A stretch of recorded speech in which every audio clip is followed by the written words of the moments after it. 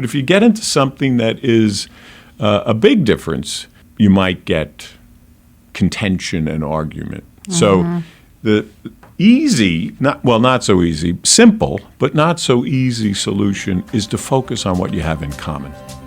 So you might even, again, say, at this party this year, we're not going to be talking politics and religion. Welcome to Zestful Aging, the podcast where we celebrate aging with vibrance and we defy the stereotypes of what it means to age. I'm your host, Nicole Christina, a psychotherapist of more than 30 years, here to introduce you to my off-the-mainstream guests who will energize and inspire you. My hope is to create optimism about getting older and help you cultivate zest and joy in this season of your life. And I love to hear feedback from you, my listeners. Please drop me a line at zestfulaging@gmail.com. I read every single comment. And to find out more about this podcast, hop on over to zestfulaging.com. Holiday stress, it's a serious thing. People are having real distress about being with friends and family, especially this year following an election fraught with all kinds of emotions. Today we're going to speak with an expert on de-stressing. He's going to give us some tools to help our nervous systems and our mental health during a tricky time. Locally, Dr. Rich O'Neill is known as the psychologist who bikes to work with his sun hat underneath his helmet. But he's also won an Academy Award in the student documentary category for a film on a music school inspiring disadvantaged students to flourish. Dr. Rich has hosted both radio and TV shows, including his current show focusing on useful medical research called Cycle of Health, and it's seen on PBS. Lately, he's been focusing on de-stressing around the holidays. Welcome to the show, Dr. Rich. Thank you for having me, Nicole. Today we're going to be talking about holidays and ways that we can sort of deal and manage with stress because, as you know, Rich, the holidays can be super stressful. Yes. And I'm sure your clients as well as mine are talking about anticipating going to their family and friends. And I guess I want to start off asking you, what makes holidays so stressful for us? Well, Nicole, one of the main things is there's a lot of extra stuff scrunched into our usual schedules. A kind of rough definition of stress is that we feel stressed in situations that are unpredictable, uncontrollable, potentially dangerous or painful, and that we don't have enough resources to manage. Or, importantly, we'll talk more about this later, that we think are unpredictable, uncontrollable, potentially dangerous or painful, and we don't have enough resources to manage. What do you mean by resources? Can you flesh that out a little bit for us? Basically, the resources we have are time, and in the holidays we have less time, right? Mm-hmm. Energy, we have our usual amount of energy, and in the holidays, again, we have to devote it to lots of extra things. Money, we have however much money we have, and in the holidays we tend to overspend, or we can. Mm-hmm. We have extra expenses, and that might be a hassle later on. And we have expertise, ways of doing things, and we're going to talk about all those things, time, energy, money, and expertise as the resources we have to manage. And when we get not enough of those things, we experience stress. Mm-hmm. I see. So we would say like the pull from the environment is coming up against maybe not enough to give, right? There's not enough to give. There's too much being asked of us. Yes, and we're acutely responsive to the environment, things around us. So I think actually the environment is, one, our partner. if we have a partner, our family, and then our community. And in all those, I call them contexts, the environment around us, we can do certain things to manage how we take care of ourselves in those situations so that we maximize the use of our resources to get the kind of holidays and life we want in general. Hi, Zesties. Hey, if you're enjoying this episode, I would so appreciate if you would share with just one person, like a family member or a friend who would enjoy and benefit from Zestful Aging Podcast. Thank you so much. The first thing that comes to mind might be having a reasonable expectation, right? I mean, Yes. I always get a chuckle out of the Wegmans posters where everything looks so perfect. Everyone's happy. No one has their cell phone at the table. No one's complaining about the turkey being dry. And it's a bit of a setup. Yes. Well, could you tell us a little bit about that's, that? Paul Simon's favorite song, Kodachrome, right? It's like you got this picture in your head. And families have these ideas about what the ideal holiday is and the expectations and the norms for how people are supposed to behave. Like when I grew up, my mom managed the whole thing. I can still remember her running around in the kitchen desperately trying to get the turkey cooked and, managing 4 kids and That's a lot. So the idea was she was the resource. Right? She had the expertise. She had the time. Okay. And other people didn't particularly chip in. Now, thankfully, those kinds of things have changed in the meantime some.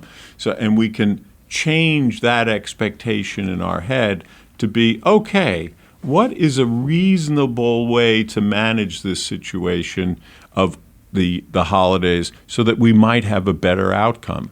And that is, you can start with expectations for yourself and then thinking in your family, in your partnership, with your friends, who has the time, energy, money, and resources to make it happen? You don't have to do it yourself.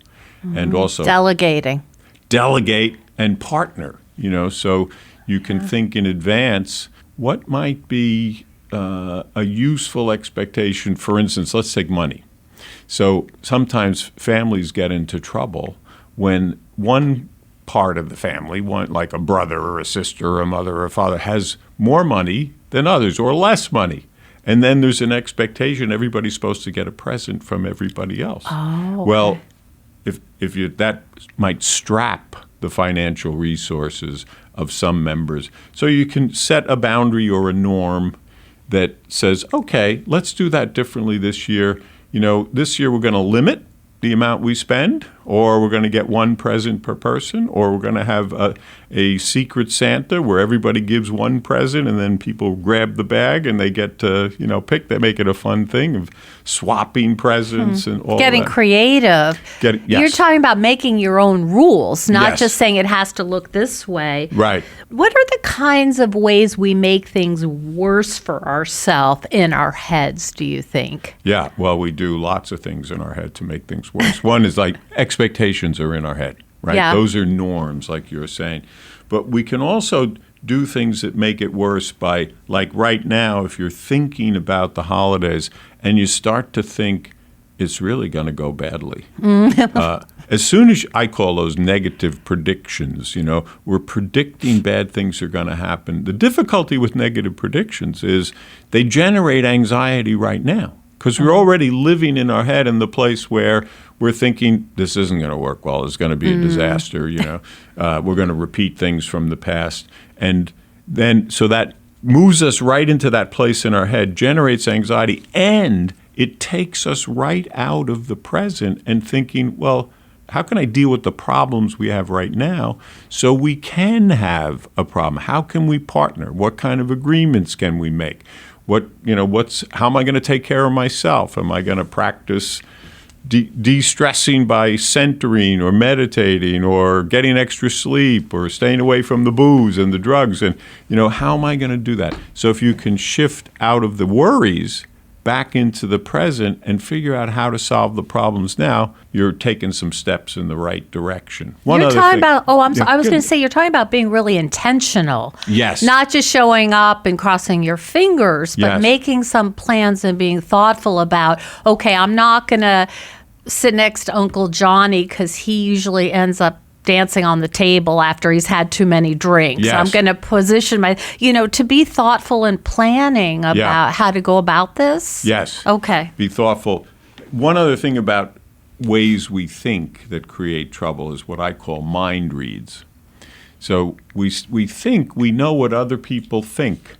And when we think that, we're just really going on what we think, and it might not necessarily have anything to do with the other person. So you can check out your mind reads. So if you're thinking, oh, everybody has the idea we're going to do this kind of holiday, and then you get there and everybody has a different idea, that doesn't work very well, right? So you got to check out what you think, what you want, air it out, and then say, hey, here's what I'm thinking. What do you think? And then come up with a mutual plan. And you talked about booze. Let's talk about that. Let's talk about the reality of the booze. Yeah. I was thinking about this morning. You know, I have young grandkids and little guys, and they have temper tantrums, you know. And one of the things that happens when people drink too much is it disinhibits us. So we can get overly emotional. So then how do you manage that? Well, if you're hosting the party, you can draw a boundary. You can say, hey, this year we're not having alcohol at the party. We're having this, or we're going to have sparkling, bubbly, non-alcoholic champagne or whatever. You can do that because 1 in 10 people in the United States has an alcohol drug problem, right? So it's a reality. One of the things to start with is just acknowledging that some people in the family have alcohol drug problems, and then don't sit back and make sure that happens again by just sitting back and letting things happen the way they did before. Create some kind of agreement with folks about what you're going to do in advance so that doesn't happen. And if it does start to happen, if somebody gets inebriated at the party, have a plan for what to do. So, somebody gets drunk and then they're going to drive home, call an Uber, take away the car keys, enlist your friends or your family members to help out so you don't have some kind of disaster on the holiday. Again, back to the really being thoughtful of the possibilities. Yes. I see that. And creating some norms, some boundaries, some expectations with your partners, with the people in your family. So it's no surprise that this has been a particularly difficult time politically. And I'm wondering how you would recommend people deal with real differences of opinion in terms of the politics. Oh, yeah. That's a tricky one. Yeah. Yeah. Can you help us with that? Yes, indeed. We're as we were talking before, we're in an environment right now where there's a great deal of contention about these things, where people are arguing over what I call our differences. And basically, we human beings, do not like differences. If differences are too big for us, we find them frustrating, irritating. They might make us really angry, right? So that's just a fact. You can start to notice this in your life when you're going around. You notice something's different than the way you want. Even little tiny things can be irritating, right? But if you get into something that is a big difference, you might get contention and argument. So the not so easy, simple, but not so easy solution is to focus on what you have in common.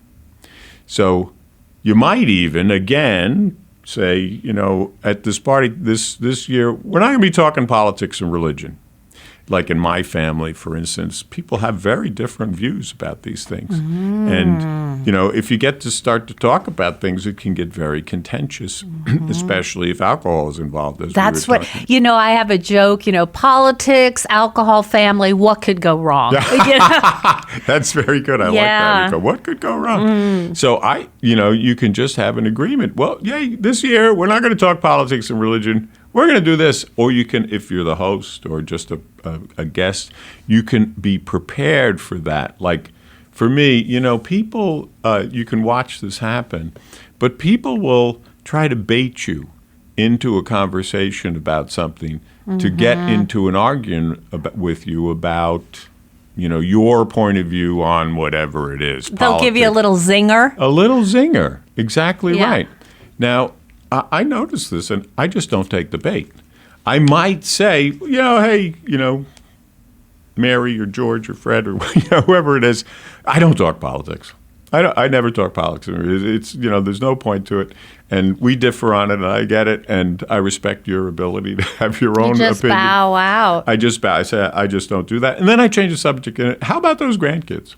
Look at this. Yeah, the other thing that I might add in, because I'm sort of sensitive to doing a lot of work with eating disorders, is there's a lot of food talk. This has too much butter. This is, what'd you cook this in? It can get really, how shall we say, intense around the food anxiety. And so can I just add on and piggyback, I don't talk politics or diets. And that helps kind of cut that right off, because otherwise you're having this whole, I was good today, I was bad today, should I have pie? I mean, it turns into this whole like eating weird anxiety thing, which is not comfortable or healthy for anyone. Yeah. Well, again, I think you can plan ahead there too. If you're somebody like I basically eat the Mediterranean diet, very healthy diet. And you go to holiday parties and there can be nothing that, there could be, everything is loaded with fat and salt. And I also have kidney stones, so you can't have salt, so, so I will either let people know in advance, hey, I don't need you to change things, but here's what my restrictions are. But also, I will bring things to parties that are what I want to eat. So I'm not inconveniencing the host or hostess, and I have something to eat that is, and I might even eat stuff beforehand so I can sample the really tasty stuff that people have there that I really want to, have a sample of, and that's fine. So I'm not really hungry. I'm not going to binge. And, if you're concerned about your weight, then you don't binge. And then you can be prepared in advance. Plan ahead. Use your brain in advance again. Set some agreement with yourself, and maybe partner with your party colleagues to make it healthy and happy for everybody. Yeah, I just keep hearing this theme about being intentional and wanting it to work for both yourself and the people that you're with, even though you may not agree with everything that they believe. And of course you don't agree with everything everybody believes. People are unique. We can try to listen to what other people think and appreciate it and respect it. That works. That I get curious. One of the things I do when somebody tries to bait me into a conversation about how, about their political view or their religion or whatever, is I might start asking them questions. I shift. I say, well, tell me about your point of view on this. What do you think? Because whether you were supporting Trump or Harris or whoever, you can get curious about the other person's values that this person represents. Even if you don't like the person particularly, you might get curious about, well, what do you think about what their policies are that align with what you think is useful? And that can turn into a very interesting conversation. And I bet you're going to find you have actually a lot in common with their values. Because even if maybe you're not the same religions share a great deal of things in common, the values people have that are in religion are they're often minor differences between religion, Religion, I think, for instance, like, I'm part Irish, half Irish, right? And so I watched the conflict in Ireland for, many years until it was resolved, partly with the help of Representative Walsh from our town, by the way, I think in the 90s. But if you think about it, Northern Ireland and Ireland, the Republic of Ireland, I can't remember which is which, but they're both Christian countries. And they have these small differences to me, small differences in religious doctrine and practices. But they fought and killed each other for 80 or 100 years or whatever, So, but if you focus on the similarities, right, we can get really caught up in the differences. But if you ask people, well, what's your value? You're going to find common ground. And that is calming to us. And then we say, oh, we're a lot alike. That's great. Another one that's can be a little tender and difficult. What if someone has died in the family, and this is the first holiday where they're not present? Do you have any advice about how we can deal with that and navigate that? Sure. Everybody has people in their family who've died, right? And there's often, grief about that. So one thing to do is just to acknowledge that reality. We don't want to stay away from painful feelings, sadness and grief. You can acknowledge the person and, take a moment for everybody to think about that person and think about how you feel about the loss, share the grief, and then move back on to your creating joy and connection with people in the present. So you're not avoiding it, you're accepting it, and you're bringing it into the group as a whole. So there's space in your family to acknowledge loss and grief. And you're sharing it together with other people. I still miss my mom and dad, and even though they've been dead for many, many years, and, at our holidays, I feel free to talk about them, and bring up positive things. My father had a great sense of humor, so I might mention one of his kind of jokes that everybody groans at, which I have taken on. I'm a famous person to be groaned at these days, So. I see. So, to kind of invite them in the room and might say, oh, Mom would have loved this, or she made the best pie or whatever, to not pretend that that's not real. Right. That you miss. What if you don't have a family, or you can't be with them on the holiday, or things are so fractured that you're perhaps making a choice not to join? Yeah. Do you have any suggestions about that for people who are on their own for the holiday? Sure. A lot of us are lonely. It's an epidemic in our country and in the world. So the job there is, how are you going to make connection for yourself? What are you going to do if you don't have a family or you don't want to be with your family, who can you connect with? Think about who would you be able to spend some time with that you would enjoy and would enjoy being with you. So one of the challenges here is you might think negative predictions, like, oh, if I call up so-and-so and invite them to have Thanksgiving dinner with us, they're going to turn us down. Or if, they're already busy. But that's just a thought. You don't really know what's going to happen if you invite them. So you'd have to come out of that negative prediction, come back into the present and say, okay, what do I got to do to make a group for this event, or not just this event, but more people in my life? I'd have to give them a call. I'd have to join a hiking group or a bridge club or a pickleball group. I know you're a pickleballer. So, I'd have There's to lots of those out there. That's great. And people have fun doing those things, So I'd have to undo that negative prediction or undo that mind read, this person doesn't really like me then.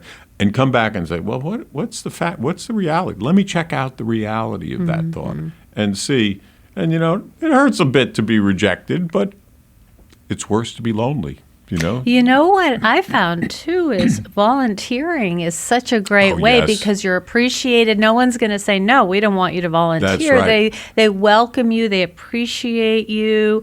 And there's this sense of like, we're all doing something good together. I Yes. found in the past it's been such a positive experience. Yes, that's really true. Volunteering, and psychologists have studied this, and they find also one of the benefits is you realize how good you have it. You're volunteering often in places where, like if you go to a hospital or a nursing home, and you can see, boy, my life is so much better than I thought. Here I am thinking about, I have a crummy life. And then you see, oh my goodness, look at this person, right? Look at all these folks who have, and you're giving yourself. And giving things, other research shows that you have a better feeling giving things to other people than you do getting them. So odd, that's very odd. So, but that is true. That's the way human beings are. So one other thing we can talk about very quickly is money. One of the things that, people get into trouble using the credit card. And then you overspend, and you come January when the bill comes in, you open the bill and you think, oh my goodness. So there's a couple of things to do there that might be useful. One is, of course, make a budget in advance. You might make a budget with your family and come to some agreement about what's a reasonable amount to spend, so you don't have some unreasonable expectation that you're desperately trying to meet. And then plan ahead exactly what you want to get in your budget, and so you don't have that unpleasant surprise. You can get a present that somebody likes, but which is reasonable. And that sets a norm in the family rather than everybody thinking, oh, we got to get an extravagant gift. And the truth is, most of us don't remember what we got last year anyway. Yeah, we think stuff it's is gonna overrated. Stuff is overrated, but they're pushing it hard. Yeah. And they know how to people know how to get to us. That's right. So The advertisers, just be aware. Yeah, be aware. Thanks so much, Rich, for being with us today. It's such an important topic. I'm hearing so many people really trying to navigate this stress, particularly this year. So I think they're going to appreciate some of your tips and techniques. Well, delighted to be here, Nicole. Thanks for having me. Thank you so much for joining us on Zestful Aging. If you like the podcast, please share it with some of your friends. Our theme song is All I Did Was Wait for You by Kjartan Abel. Visit Kjartan-Abel, that's KJARTAN-Abel, ABEL.com to hear more of Kjartan's work. And our technical director is Stephen Litweiler. And stay tuned next week for another interview with a fascinating and inspiring guest. See you then.